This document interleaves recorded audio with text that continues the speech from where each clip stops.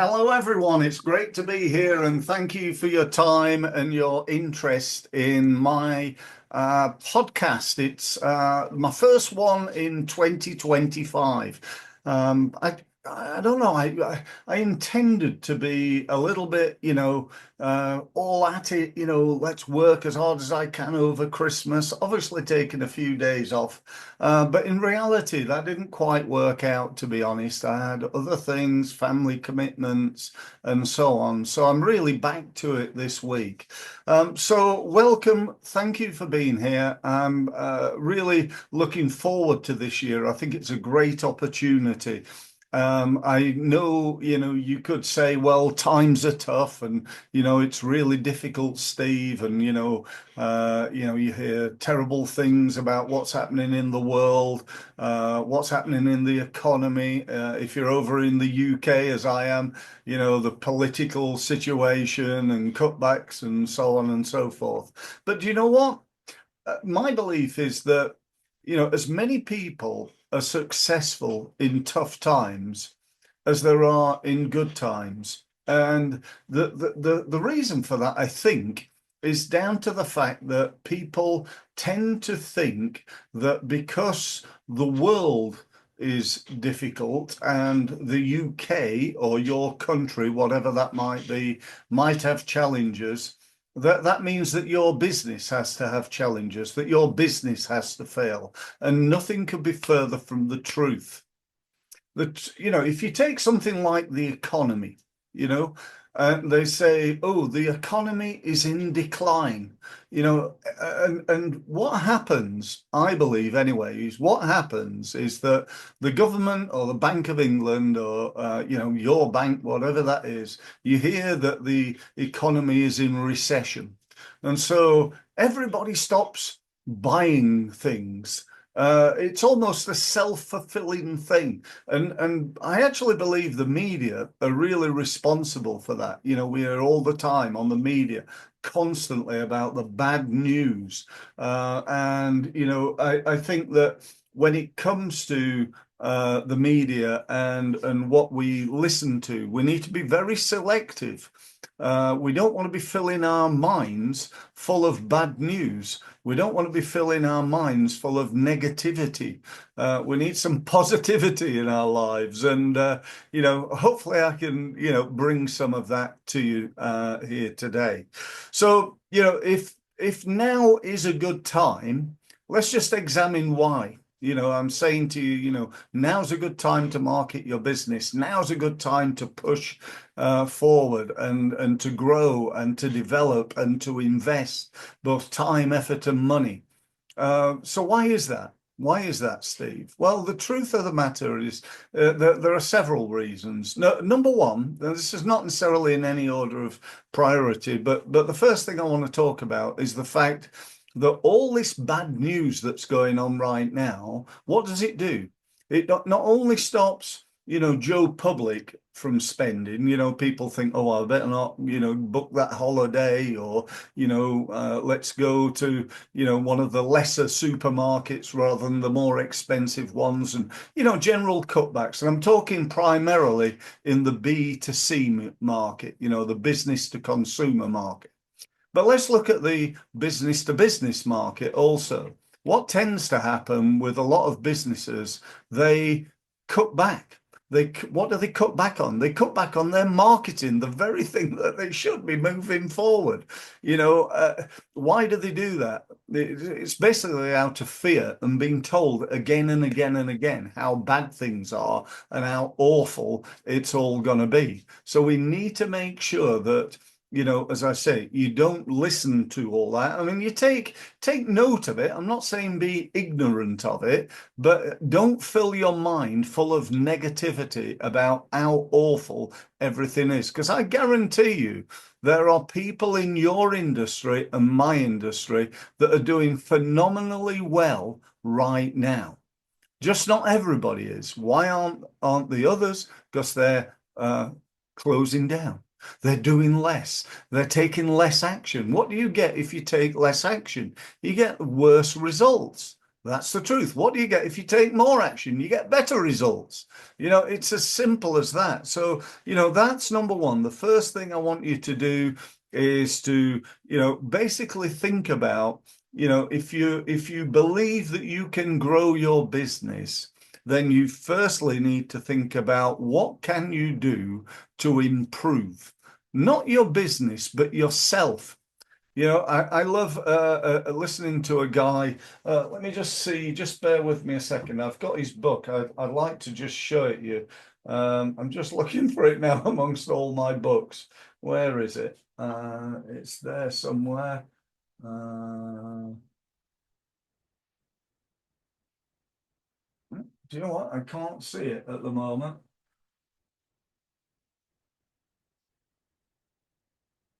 No, I can't see it. I think I must have taken it away to my father's house. But it's a fantastic book, and it's called The Road Less Stupid, right? It's got a great title to it, and it's a brilliant book. And in the book, he talks about what you need to do in order to grow, to move forward. And one of the little sayings that he's got is, if you want a better business, you need to become a better business owner. And that's really my message. My message to you is, how can you become a better business owner? And we really need to do that, and work on your business as well as yourself. Okay, so if you're working on yourself, what have you got to work on? What are your skills? Because in your business and in my business, we've got really three key areas of skill that we need. We need skills in operations, operationally doing the work, carrying out the work of the business, whatever it is you do. If you're a coach, a consultant, an expert in something, then you need to be good at that. Secondly, we need to be good on the financial side. It might be that one of the actions that you need to take as a result of listening to this podcast is to learn more about the financial side of your business. My accountancy friends tell me that most business owners don't even know how to read a balance sheet, and that is a really worrying thing. And for some, the reason that they fail in business is due to lack of business acumen. So we need to make sure we do that. And thirdly, and arguably more importantly, or most importantly, is sales and marketing. Because if you can't sell and market your business, or you're not very good at it, or even if you're just average at it, what sort of rewards do you get for being average? Let me ask you another question. What sort of rewards do you get if you're poor at marketing and selling what you do? Well, the answer is not poor rewards. The answer is pain. The answer is failure. The answer is probably going out of business, and 80% of businesses fail within 5 years. So that's an alarming statistic. If you're average, what sort of rewards do average businesses get? If you're an average consultant or coach or advisor, whatever it is you do, what sort of rewards do you get? The truth of the matter is poor. You're not bad at what you do, but you get poor results. It's like going down the gym. I go down the gym a couple of times a week, but I'm not really, gaining the muscle or losing the weight or whatever it is. Why? Because I'm not doing enough. We've got to raise our game to a standard called excellent. And when we're excellent at something, we get good results. That's, I don't know, it's a little bit of a pain, isn't it? It's sort of unfair. I'm like one of the best. I'm in the top 10%, but my results are only, reasonably good, quite good. I do quite well.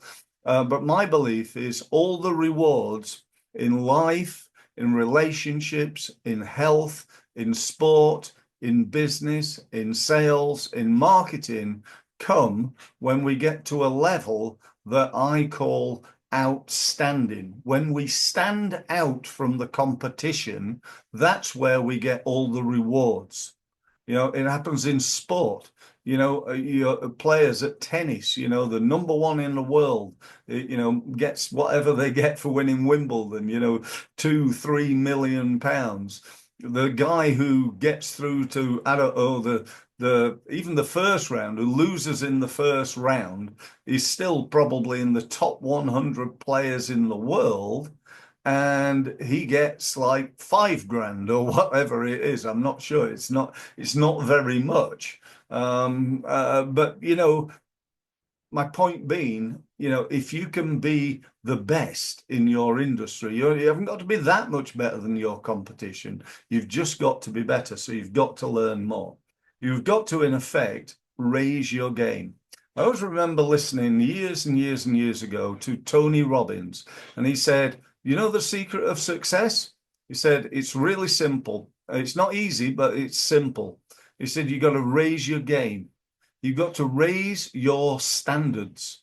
If you look at your website right now, and I asked you to rate your website on a scale of 1 to 10, with 1 being awful, 5 being average, and 10 being world class, where would you rate it? For most people, you're going to say, well, it's a 4, it's a 5, it's a 6, somewhere around that, somewhere around the middle. It's reasonable. What about your LinkedIn profile, or your LinkedIn marketing, or your email marketing system? What about your paid advertising on Google or Facebook or LinkedIn or Twitter or YouTube? All these things on a scale of 1 to 10 are somewhere. If you're like most of the businesses that I speak to, you're either not doing some of them, so you're not doing paid advertising, for example, or you're doing it and it's working okay, but not great. You don't win that much business from it. And no matter how well it's going, there's always room for improvement. And that's something that I've learned over the last 30 years of helping businesses. I'm a specialist at going into a business, looking at what they do and working out what is needed to be done in order to improve the performance. That's why my business is called Results Mastery, because it's about mastering your results, getting to a level called mastery, where you're truly outstanding. So, it doesn't really matter that the economy's down, and often what is the economy down? It's down like, 1%. We're in recession because, for the last 2 quarters, the country as a whole have sold 0.1% less than it did in the last quarter. This ain't like, it's almost irrelevant to us as small business owners, I believe anyway. So, think about that. Think about, what you're going to do to change. Because if you want 2025 to be better than 2024, then you cannot do the same thing. I'm sure you've heard the saying many, many times. If you always do what you've always done, then you'll always get what you've always got. And I'm here to tell you that if you keep doing what you already do, you won't even get what you've already got. The world of marketing is changing faster than anybody can keep up, I think. I've never known, in the 30 years that I've been in business now, I've never known such dramatic change as in 2024. And the one thing I can tell you about 2025 and 2026 and so on is that things are going to change. We're only just starting off on this AI road. This is the biggest thing that's happened to marketing since the internet. And if you look back and see what we had when on the first year of the internet, it is nothing compared with what we've got now. And I just cannot imagine what the internet and AI and marketing and IT and all the other industries that are affected by AI, what they're going to be like in just a few years. This is not something that's going to happen in 20 years' time. I heard recently that 50% of the jobs that are around right now will be gone by 2030. That's only 5 years. Now, don't worry, because there'll be another 50% of jobs produced as a result of AI. The only question is, are you going to be involved in that? That's a real key. Are you going to take this on board? Are you going to learn about AI? And are you going to use it in your business? And those of you who are thinking, well, AI is terrible. Do you know what? It's irrelevant. It can be used for terrible things, no doubt. But if you use it ethically and morally and in a good way, it can also be used as a fantastic tool to help you to grow your business. Okay, so I'm going to finish now. I've got a couple of things to do just before I do. The first thing I want to give you is three tips for 2025. Okay, the first one is something that everybody knows about. You know you should be doing it. You're probably not doing it, but here we go. It's measure your results. Not only your financial results, how much profit you've got, and so on and so forth, but also your sales and marketing results. How many inquiries did you get last month? Where did they come from? How many people visit your website? How many contacts have you got on LinkedIn? What's your average unit of sale? What's your lead conversion rate? How many leads do you need to get a sale? Excuse me. Next one, improve your results. Once you know what you're getting, once you know that, I don't know, you get 100 people come to your website and that equals one inquiry.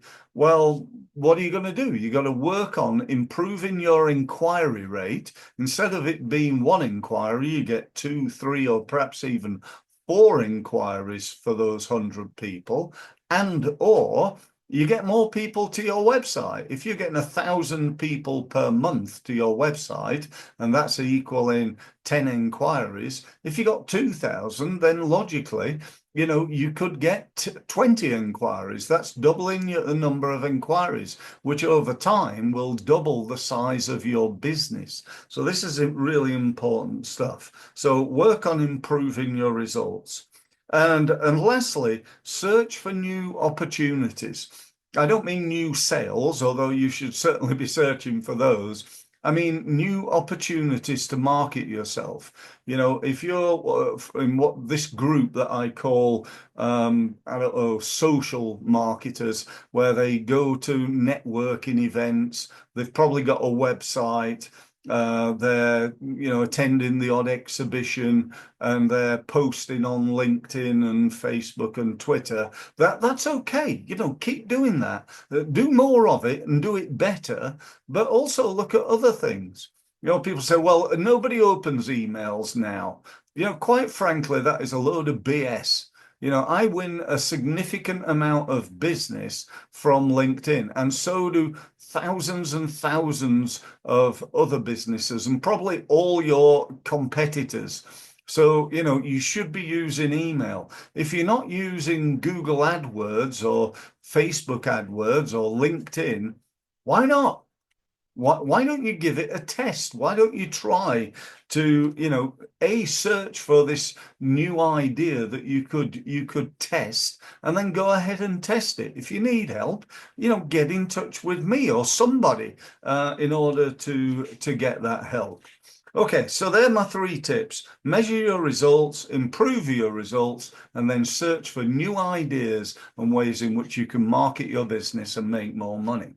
Now, just to finish off, I want to tell you about what I can do to help, because I've got some new stuff coming out myself, some new programs. Firstly, I've got my results mastery program. That's not new. That's been around for a little while, but basically what you do if you're interested in being a member, what you get if you're interested in being a member rather, is we have a weekly roundtable meeting. It's completed online. We get together, we look at each other's business, we ask questions, I provide ideas, we go through our results. It's a fantastic experience. It's an hour and a half of non-stop training, business development, and also it's great to work together. One of the things in small businesses, we're all on our own, we're very busy and so on, but taking time out to go and pick the minds, the brains of myself and the other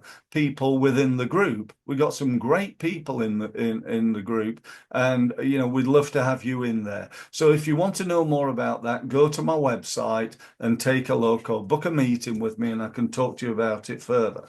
I've also got a program that I've recently launched. It was back in November, I think it was, and it's called Results Mastery Pro. Now, this is really for small businesses. It's a Q&A every week, together with some training. Okay, so this training is delivered via my online program called the Results Mastery University. Now, there is enough stuff in there for you as a one person business just starting out, on your first day, to make six figures in the next 12 months. I'm talking over £100,000 worth of new business if you take action. Now, you're probably thinking, well, that sounds great, Steve. How much does that cost? It costs a tenner a month. £10. I know you're thinking that's ridiculous. Why is it so cheap? It's so cheap because I want to get 1,000 members. I want 1,000 people to help on an ongoing basis. So this is set up by me as a total and utter no-brainer. I think quite frankly, I think you'd be an idiot not to join. And I don't mean to be offensive in any way, and I'm certainly not saying you're an idiot. I'm sure you're not. And you might have something else that you're in, and so on and so forth. But, honestly, go and take a look. You're not tied in. Try it out for a few months and see if it works for you. And if it doesn't, what's the worst that's happened? You've lost 20 quid, so it's definitely a no-brainer. Okay. Lastly, this is new. This is my Results Mastery 6-week program. Okay. This is starting at the end of January. And it is what it says on the tin, really. I suppose I would say it's like a trial period for Results Mastery. I'd suspect that people will join the 6-week program, and then some of them will move into the Results Mastery program. It's a great little program. It's live on my website. I'm going to be sending emails out about it, but please feel free to sign up or to make an inquiry, to book a meeting with me again. And to book a meeting, it's really easy. Just go to my website, results-mastery, and you can book a meeting online and get yourself set up on my website. So that's about it. Thanks ever so much for bearing with me and sticking to the end. I'd like to thank you for doing so, and don't forget to subscribe to my podcast. And I'd love it if you'd share it with as many people as you possibly can. Share it all over social media. I'm really keen to help as many businesses. It's been my passion for 30 years, helping businesses to overcome this problem of going bust within the first 5 years because they've not got enough sales. They've not made enough profit. They've not got enough money in the bank to pay the bills. And that's what I'm dedicated to trying to improve. So thank you ever so much for listening. And I look forward to speaking to you again on my next podcast. Thank you.